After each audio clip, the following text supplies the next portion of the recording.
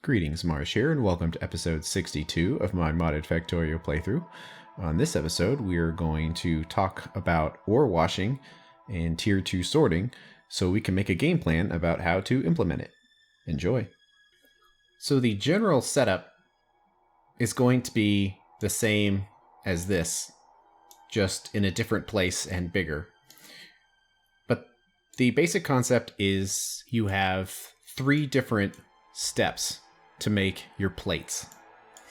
You have the ore sorting process, which has right now just crushing the ores and putting them through a sorter, but basically you start with the ore that you mined out of the ground, do stuff to it, and then you sort them, and then you get the regular ores. This is the first step. And then the second step is the ingot stage, where you take those ores, you send them through processors to get higher yields out of them, and then turn them into ingots. And then the ingots get mixed and matched in various alloys, and you'll need a circuit network and logic to set that up. But the final step is turning the ingots into plates.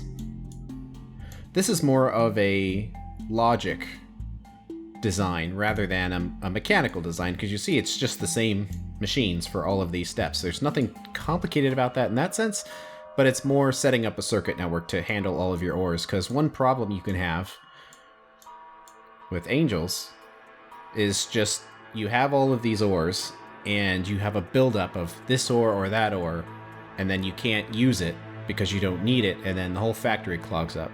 So the trick to all of this is to create a setup that can keep running without you really having to basically jump in and fix whatever problem. Like, ideally, it should just have a logic to it and it just works.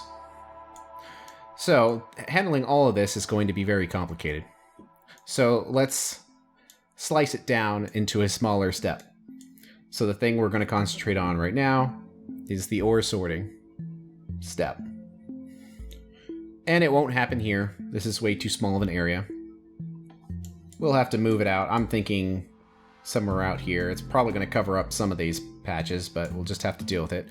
We don't know how big it's going to be right now because we haven't done any of the patterns to figure out where it should go. So until we know how big the various parts of it are, there's kind of no point in committing to a particular area because it may not fit in some random place we decide. So to review, we've got some new processes we've unlocked. But the first stage is it's mined out of the ground with miners. And then it goes through a crusher. So sapphirite, jivalite, stereotyte, crotinium, rubite, bobmonium.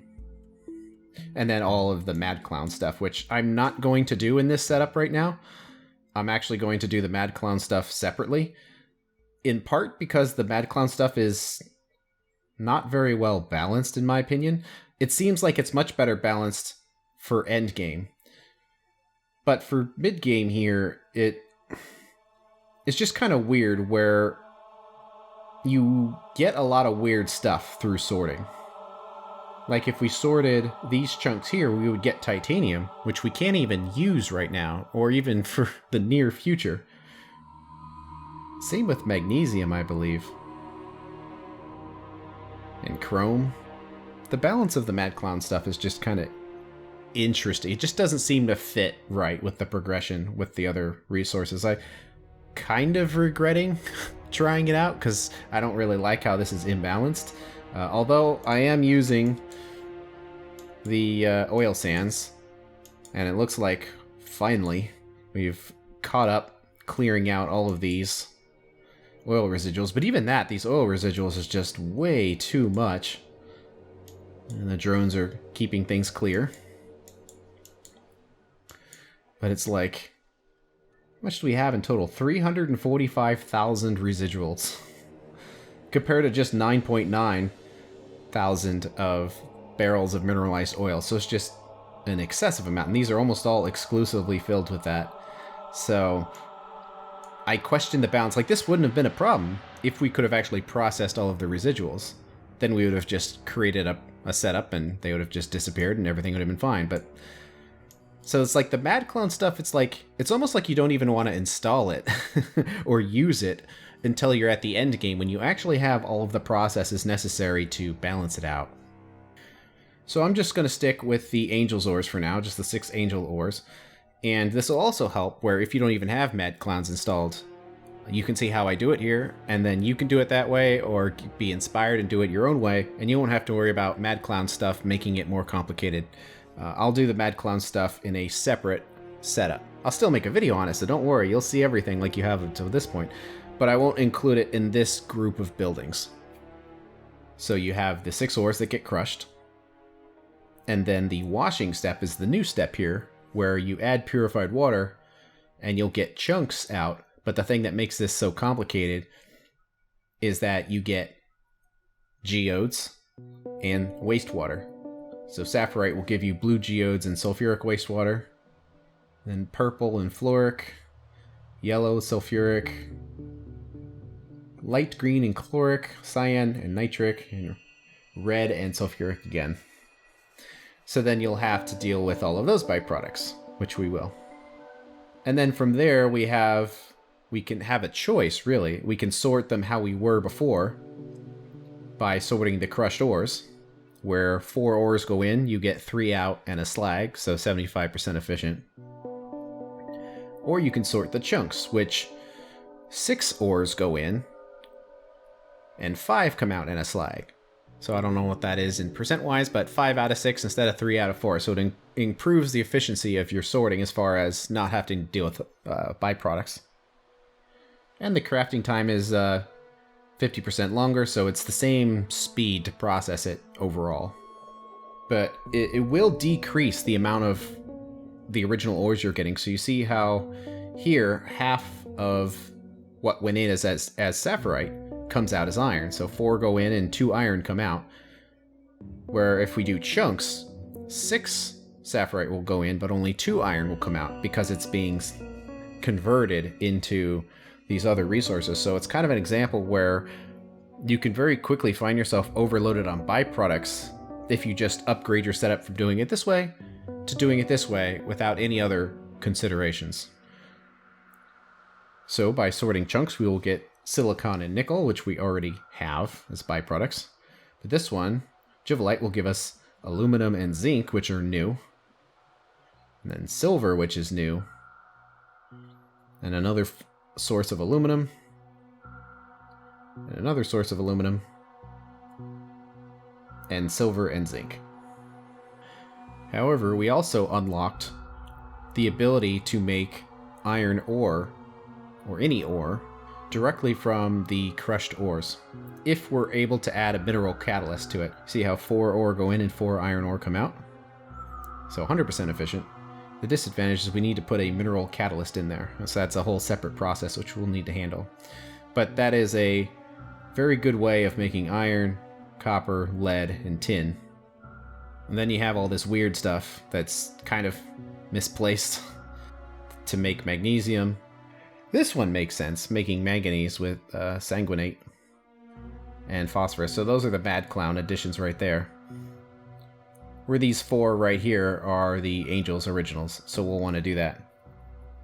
So you can see how with this setup, where we're crushing some ore, we're refining some ore, but then we have, are we going to sort it through crushing, or are we going to sort it through chunks? Well, the answer is yes. All of the above. We want to have all available processes ready to go, depending on what the factory needs at that time. And all of this is even further complications, but that's all the Mad Clown stuff, so you don't have to worry about any of that. However, a new process was unlocked, and this is from Angels, where if we add, instead of 2 ores together, like we had to with these catalysts, to get 100% efficiency, we can add 3 ores together, which will we can turn into crushed ferrous or crushed cupric mixture, and then we can sort those mixtures with 100% efficiency, but it does turn into 2 different resources. So doing it with ferrous turns it into iron and manganese, which actually is 100% efficient because we can combine iron and manganese together to make iron through ingots. So we can actually turn all of those into iron products. That's very efficient. Doesn't require catalysts or anything. And then we can do cupric, but it does make a byproduct of tin. And actually, I believe there's an additional process we can research. It's kind of locked behind lubricant right now, and I haven't researched lubricant because we don't have any residual gas. Although, I believe we will create residual gas if we turned the green algae into plastic. Because we take cellulose fiber and create methanol gas from that. And then where's the other one? Here we go. And then we take methanol gas and add steam, and then we can turn it into propene, which makes liquid plastic, but that will create some residual gas. So we actually do have a source of residual gas here. It'll be slow, but we can make some. Which means we can actually make lubricant. And we are overloaded on mineral oil, so it'll be nice to use some of it for something. This probably won't use very much of it, but it'll use some of it, so we'll just grab it. And then we can follow that to powder refining. So if you think of the washing, the ores, as a way of purifying the ore or making it bigger, so we take it as crushed ore and then we turn it into a chunk, well, you can go the other direction with powder and just grind it up into finer and finer powders to make resources. And that'll unlock the Powderizer here. So basically we take those crushed mixtures that I mentioned before and we can turn it into powder if we use a milling drum. And a milling drum is just made with a steel and some lubricant. But we can also take a used one and just add lubricant to get the drum back. So that is a way to consume lubricant, crushing and powderizing this ore. And then all of this is the Mad Clown stuff. But it would unlock 2 more sorting types, where we can take the ferrous mixture, which is now ferrous powder. We get our 3 iron and 2 manganese, but it'll also leach out a nickel. Or we can do the cupric and leach out a silver. So let's grab those processes. And let's finish that up. So hopefully all of that made sense. So I wanted to go through that to kind of get you mentally prepared for how we're going to plan this setup. Because there's so many different ways for ores to travel and we have no idea what ores are going to go where. It just depends on the factory at the time. From now on, instead of thinking in the sense of having a balanced setup, so if you look how we planned this here, where we just said, oh, we have 4 sorters worth of ore coming in, and then those 4 sorters get turned into this because they're linked together. Well, instead of linking all that together, instead we're just going to think of it in terms of belts and maximum throughput. So let's set up the saphirite chunks. Click that. And let's select an output. How many chunks do we want? Right now, we are handling 16 per second, but you can say that's a yellow belt, basically, or 15 per second or a yellow belt. So if you combine all this together, it means the whole factory is running on 3 yellow belts, or a 1.5 red belts of product. So not much. But we want to increase productivity here. And since we have red belts, and red belt is a nice clean thing to use, how about let's just say we want 30. We'll just click on saphirite chunks. We can either type 30 in, or we can just click on the belt, red belt there. And then it puts it in there. So we're going to create 30 chunks, 7.5 blue geodes on average, because I think it's a randomized chance on geode production, and 750 wastewater. And that's going to take 40 flotation cells and lots of megawatts. Then we come here to crush saphirite. Click that. Make sure we click the right one that's not made with the character. That requires 7.5 ore crushers. However, we want to have access to both the crushed ore and the chunks because we don't know which of them we're going to want to use. So if we click here to say see all products, these are our outputs, but the crushed sapphire is set to 0 because it's a perfect ratio, but we actually don't want the perfect ratio. So we click on this and we'll say we want a red belt. And now it's red, showing you that it's unbalanced. We can click that, doesn't really matter at this point. You see how it upgraded our ore crushers to 15. So the input is 60 ores going in, and then the output is 30 chunks and 30 crushed sapphirite. And it works out fairly well from a balance perspective because the ore crushers are going to have crushed stone as a byproduct, and that's exactly 30 of them. So that's one red belt of output, so that works well. So we have 2 red belts going in, and 1 red belt coming out for the ore crushers, and then a red belt going in and a red belt coming out for the flotation cells. So we need to supply all of this purified water, but it would be much more efficient for our logistics to, instead of piping a bunch of sulfuric wastewater somewhere to get processed, and then sending it back, it'd be much more efficient to process the sulfuric wastewater right here with these machines, and then only send in the purified water that we actually need to top everything off. So let's click on the sulfuric wastewater. Doesn't really work if we click up here, because it's green, which means it's asking us to type a number in. But if we type it down here, where it's this blue window, it means we can continue the processing. Sulfuric wastewater goes in, and we get a sulfur, some mineralized water, but most of the purified water comes back out. And let's change the order so it makes sense. It seems like it's not handling the numbers quite right. So let's just do it out here. It'll go a little faster to get it perfectly set up. Ingredient input, linked. Boom, we're consuming the 750. And then turning into 525 purified water and some sulfur. Now we come back out here, and now we only need 225 purified water, which we will just get from water purification. And we have it linked to ingredient input. And there we go. Ore goes in, and some water, and then all the byproducts come out.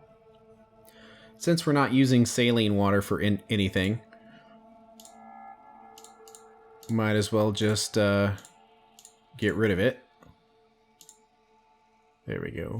The water void.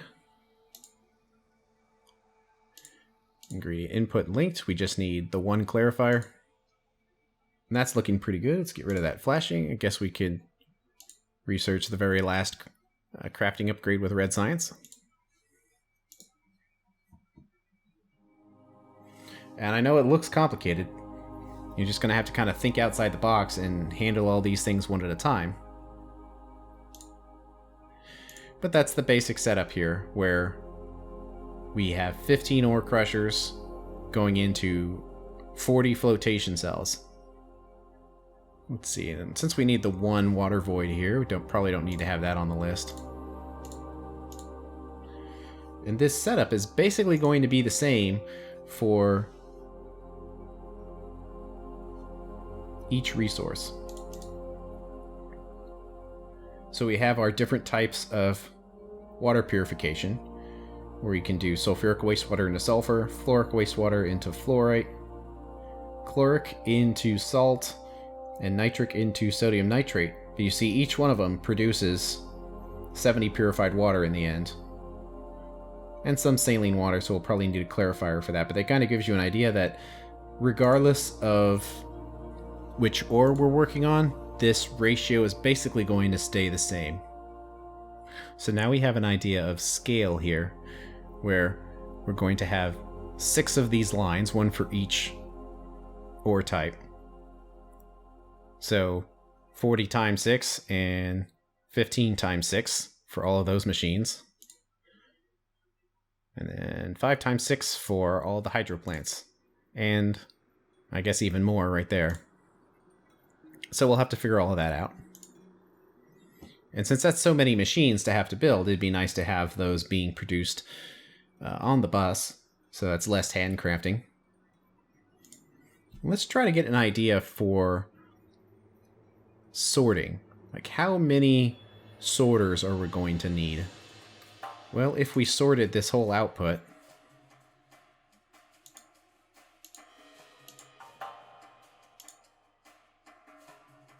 require 7.5. But it's probably overkill, because remember, we're going to have lots of different ways for this ore to get sorted. It won't just be going into ore sorters. So to figure out like where all this ore is going to go, we have to look at where these chunks go. So right now, with this setup, the chunks will only go into an ore sorter. They can't go anywhere else because that's the only process we have. However, it's the crushed ore that can go several different directions. The crushed ore can go into an ore sorter, or it can have a mineral catalyst and be added in more efficiently, or it could be turned into a ferrous mixture, or the cupric mixture. It means we probably want this 7.5 machines, because otherwise what's the point of making all these sapphirite chunks if they don't get used for anything, so this is the only thing they can get used on. But what to do with this crushed ore? So let's go in here and turn that sapphirite into the ferrous mixture. Ingredient input, let's just say a yellow belt, so half of it, or 15. And that's about right. So we'll need 3.8, or we can just say 4 ore crushers, which will produce this ferrous mixture, which could get processed through a bunch of ore sorters, or it can be turned into powder through the powderizers, and then this ferrous powder can be sorted. So it's already getting a little too complicated to try to figure out how many ore sorters we need, so instead of worrying about that, let's just build like 50 of them or something and then worry about it later. Because of the large quantity of ore processing machines that we need to handle all of this, we need to put a lot of these machines on the bus, so we're not spending hours handcrafting all the machines. But that's going to wait for the next episode. Thanks for watching, and I'll see you then.